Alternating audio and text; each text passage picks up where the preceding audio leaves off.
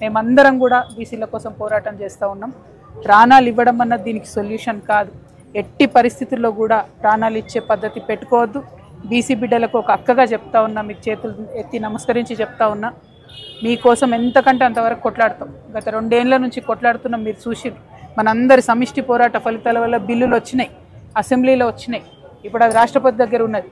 ఏనుగు వెళ్ళింది తోక చిక్కింది అన్నట్టుంది. సో ఈ చివరి అంశం ఏదైతే ఉందో, చివరి ఘట్టం ఏదైతే ఉందో, అది కేవలం ప్రజా పోరాటాల వల్ల సాధ్యమైతే తప్పితే ఇట్లా ఆత్మహత్యల వల్ల సాధ్యం కాదు. సాయి ఈశ్వరాచారి గారి కుటుంబానికి కంప్లీట్గా మేమందరం కూడా అండగా ఉంటాం. ప్రభుత్వాన్ని కూడా నేను డిమాండ్ చేస్తున్నా, తక్షణమే వారికి ఒక మంచి ఇల్లు కట్టి ఇవ్వాలి. 3 పిల్లలు ఉన్నారు, దయనీయమైన పరిస్థితి ఉన్నది. వాళ్ళకి తమ్ముడు ఉన్నాడు. ఆ అబ్బాయికైనా కనీసం ఉద్యోగం ఇస్తే మరి కంపల్సరీ ఆ కుటుంబాన్ని అబ్బాయి చూసుకోగలుగుతాడు.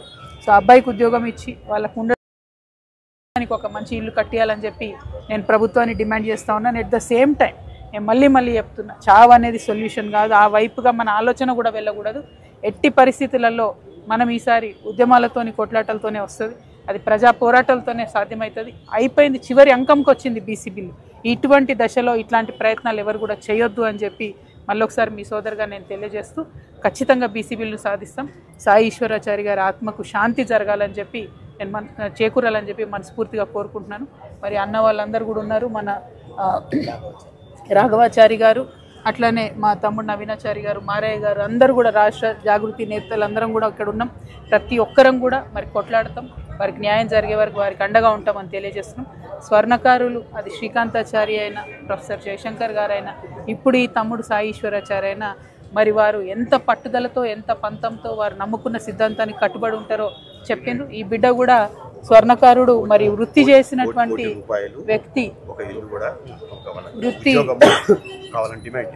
చేసినటువంటి వ్యక్తి కాబట్టి స్వర్ణకారుల కష్టాలు తెలిసినటువంటి వ్యక్తి.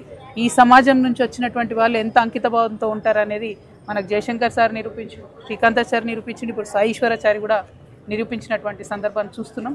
కానీ ఈ పంతా కరెక్ట్గా ఇట్లా మనం పోవద్దు, కొట్లాడదాం, నిలబడదాం. Thank you. జై తెలంగాణ.